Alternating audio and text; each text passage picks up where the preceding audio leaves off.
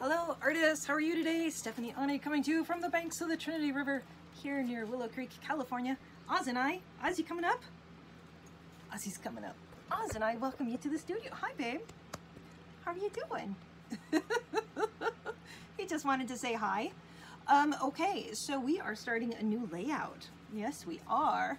And this one's gonna be very intense. So basically we're looking at probably this will probably be going on for probably at least 8 videos, if not more. This is gonna take a bit, so just think of it, you know, like Netflix and chill. It's a series, so this is gonna be a large piece. I think I'll be able to break this up into these backgrounds will be probably next week. What you will see this week though is construction. Putting all of these pages together, it's gonna be a big one. And then also I had to do a book repair, and so you're gonna see that happen. We do want to make sure that we are reinforcing all of these pages as we go along. This book is fragile, it's big, it's bulky, and so let's just repair it and fortify it before we let's just repair it before anything happens to it. And we are now taking protective measures. I have coffee breath again. You like my coffee breath? Taking protective measures on our book is, especially when we're working on this large. So let's just get in the practice, fortify your pages right off the bat. Each page here is probably at least 4 pages glued together. I think it's right at 4 pages, and then I put ephemera on both sides, so they are very nice, sturdy pages. It's me. I'm doing that. Here, see it? It's that. It's that. Yeah, no need to bark. No need to bark. Oh, my buddy. He must have just woken up from his nap. Yes. So this is going to be a fun, interesting, unique project. I am preparing, I think, probably 7 pages worth of backgrounds. So we'll see where it goes from there, right? It's gonna be cool. I'm still trying to figure out how I want to make it all work. I'm trying to figure out how to make it all work. I am, because it's a big one and I'm kind of nervous about it. But I'm excited about it. It's gonna be cool. I can make it work. It's gonna be cool. All right, everybody, I hope you enjoyed the video, and it was nice of Mr. Oz to stop by and say hello, wasn't it? Yes.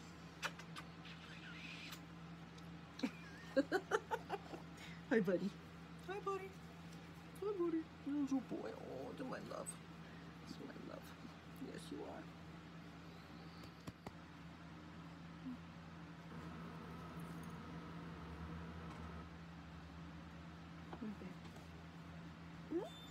Oh, what big teeth you have. What big teeth you have, kid. What big teeth. See you. See you later. Bye. Hello, artists. Okay. Well, I'm still working, of course, on Fields of Summer, but Fred and Gertie's house is just about done. I'm not going to video any more of it for you. I'll probably do a little bit more touch-up in here, but for the most part, Fred and Gertie are finished. But we still have some more Fields of Summer to do, having some issues with the paint coming off. And the reason for that is I am working on a new large layout. And since this is Masterclass, we've got to go big or go home, right? So I have prepped a lot of these pages already. I'm putting a ton of Mod Podge in this book, and it is causing some issues, of course, with drying. Not unusual. I'm just glad that I didn't have this page all the way finished, because it is causing some humidity and some, you know, drying issues within the book itself. So yeah, we're gonna work around that. As you can see, I have prepped many pages here. This is at least, usually I think around 3 or 4 pages glued together. Remember, this book has been completely prepped as far as I have removed all of the pages from the signatures so that it is ready to be used. So I'm then gluing with Mod Podge like 3 pages together at a time, or 3 or 4 pages. And I'm also reinforcing every single seam with fabric. And the reason for that is, you know, this is a fragile book. I didn't realize it when I started it, but this paper here is not really strong, sturdy paper. It kind of gets saturated quickly. So we're fighting that a little bit. I have put my base layer on most of those pages. I'll go through and do this one here for you while we're together. But I did want to show you that this book is having a bit of a come apart already. I'm going to make sure I'm not opening it to one of the books, one of the tree pages. So, lost the binding here. And I'm not going to stress about it. What I am going to do is I'm going to fix it. So,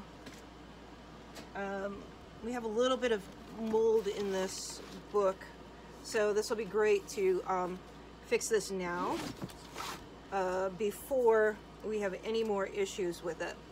So I'm going to try to pull you back up here just a little bit.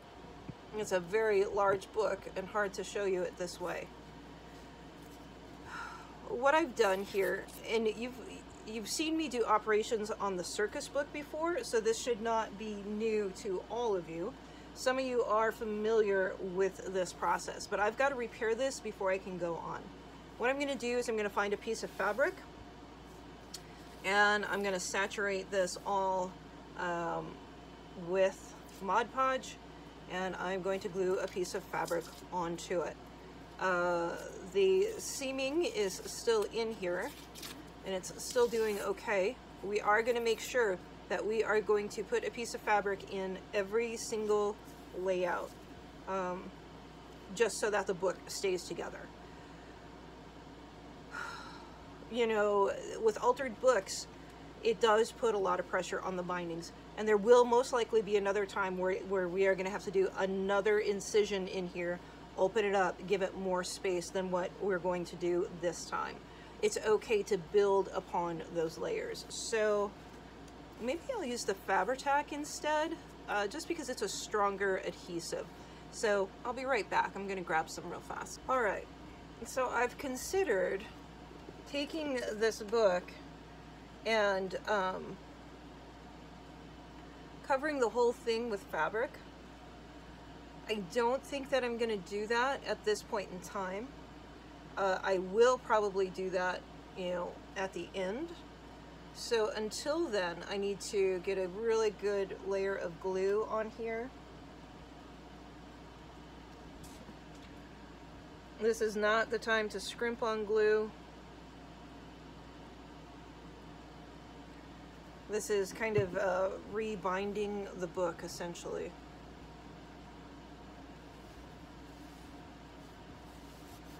And I'm just going to really, you know, get sticky already.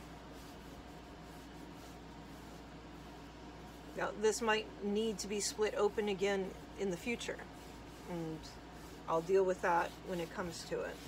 I'm just going to quickly show you how I've been doing this. I've gone through a whole squeeze bottle of Mod Podge so far, and I'm sure I will end up using more. Need to order more, actually. Getting down to the last of it in this gallon. It's always crazy when you think about using a full gallon of Mod Podge. That's a lot of art.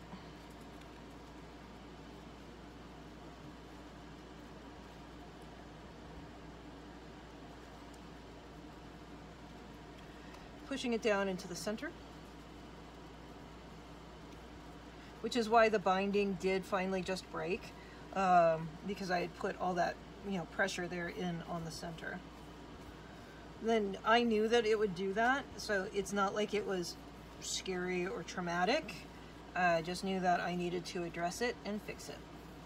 So it should be fixed now. All right, so from here, I'm just going to glue down some papers for my base layer. Oh, come on now. Oh, these strings everywhere. I don't like strings. They drive me batty. Unless they're meant to be there, then it's fine. But man, you get these random strings all over the place. That just drives me crazy. Drives me crazy. Ooh, ooh. Won't stop me. Ooh, ooh. Drive me crazy, and I can't help myself. All right, I don't want to get a lot of wrinkles. Are going to be fine. Air bubbles are not. Okay, so if you do get an air bubble in there, let's make a cut with it, and cut in the middle of your base layer. Stick some glue back down in there, and then glue it back up. You know, you just missed a spot that needed a little bit more Mod Podge. That's what happened.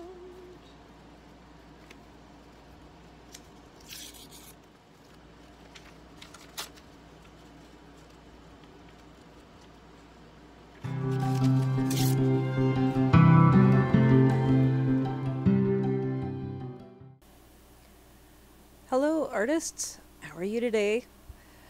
Okay, well, so you can see that I've put down a ton of ephemera, and in fact I've done 7 full pages of ephemera.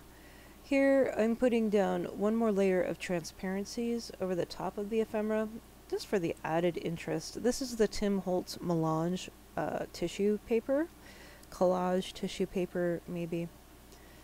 It is a really nice product, and I like to use it with napkins because I don't know, I love the graphics on it. This is not necessary to put down. And truly, once everything has been layered on top of this, you know, you don't really even know that it's there. I just think it's really beautiful. So I'm putting down napkins over the top of this and working and playing with transparencies. I decided on napkins because I think that you can really get some really interesting and unique looks with individual napkins, and I wanted to really kind of push the boundaries of how I can make each page different but yet feel similar. So that's kind of why I've decided to do the napkin. I just thought it would be a good way to have a nice cohesiveness through it. If you don't have any napkins, I am working on a napkin pack. I do have one up on my Etsy store, but I'm going to probably be changing that up here a little bit. So when you're putting down a napkin, pounce it in the center. All right, put it down very lightly and then push outwards. So make sure your center is down and then push out from there. Don't drag your brush over the top of the napkin. I'm very lightly going over the top of it. So now I'm coming in with some distress crayons. You can use any gel pen here, gel crayon. You could use pastels. You could use, you know, you might even be able to use watercolor in a similar manner.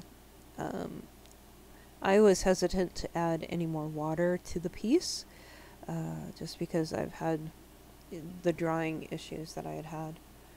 So here I'm actually dipping my hand in water and using my hand like a brush to push all of that pigment around the page. It just was faster, easier than using my paintbrush.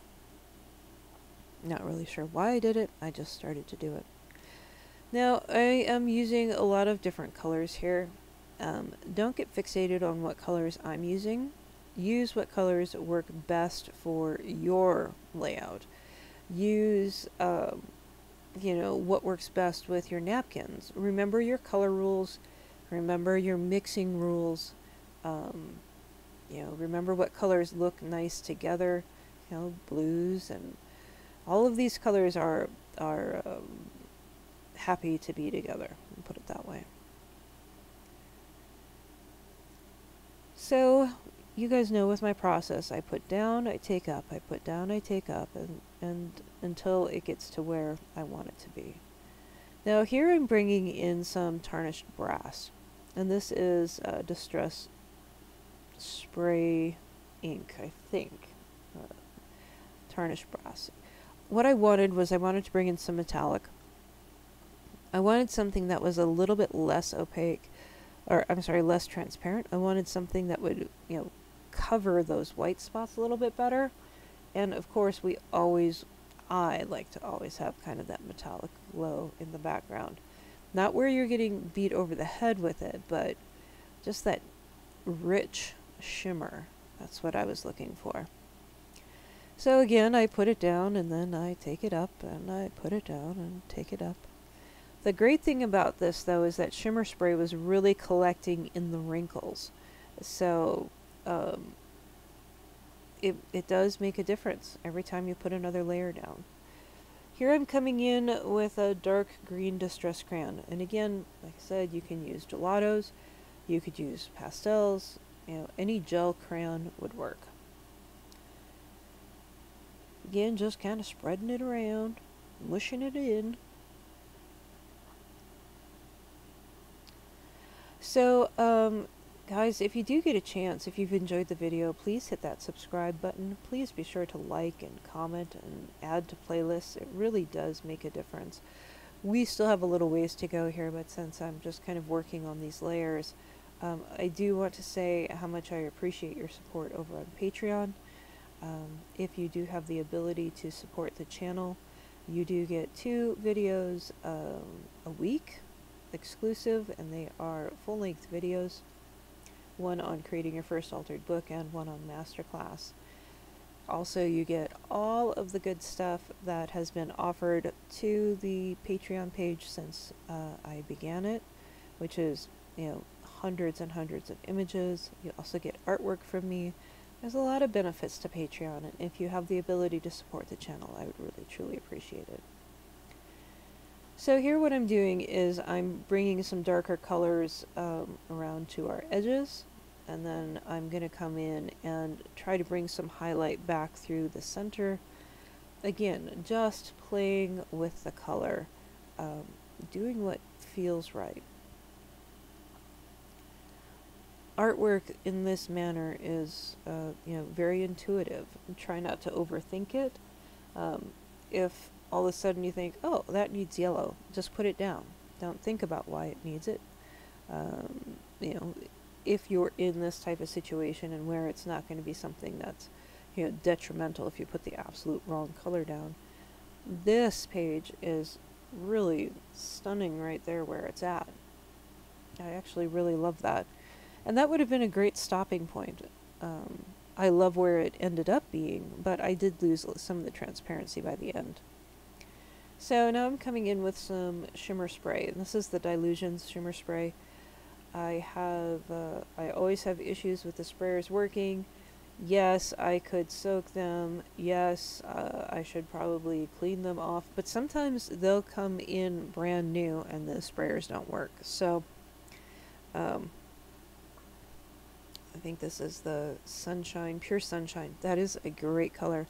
I do have that down in the Amazon links for the Dilution shimmer sprays. I would really recommend the set, even though the sprayers are frustrating. The colors are wonderful. So I've just figured out how to use them in a way that I enjoy them. I don't ever expect the sprayers to work, and generally if the sprayers work, I'm surprised. I'm sorry, it's just kind of how the product is. Okay, so you guys see me do this fairly often, which is I bring a layer of Mod Podge over my distressed products. And there's a couple of reasons for this. Number one, all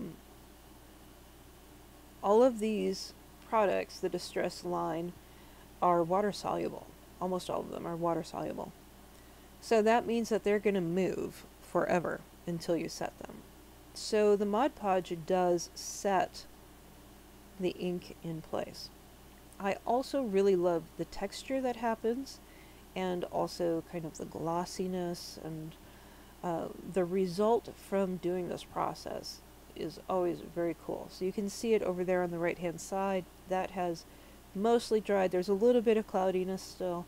This is a very light brushing. It's a dry brush, and I'm not putting a ton of Mod Podge down. It's just a really light touch, kind of hatching it over the painting. And it's just, look at that. That's so cool. I like it.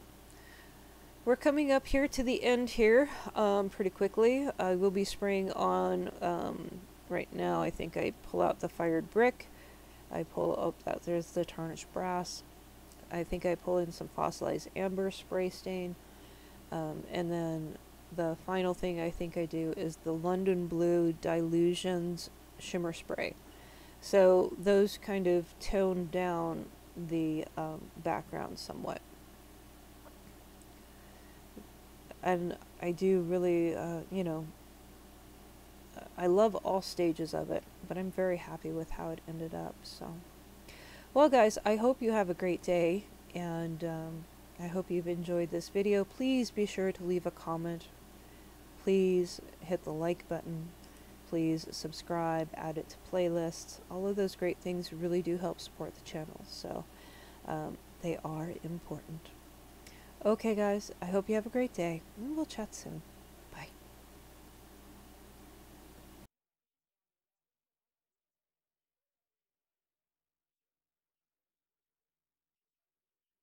Okay, well here is this page all finished up, and it is really beautiful. The greens and the yellows, kind of this rusty color up top. It turned out very stunning. I'm incredibly happy with that background. Let me pull you down closer and see if we can't get you focused in on some of that detail.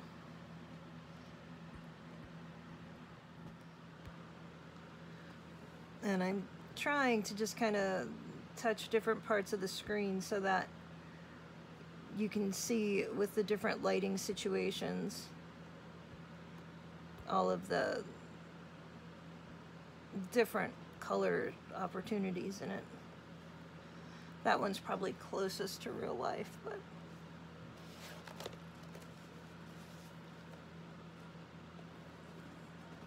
lots of glare, I guess, huh?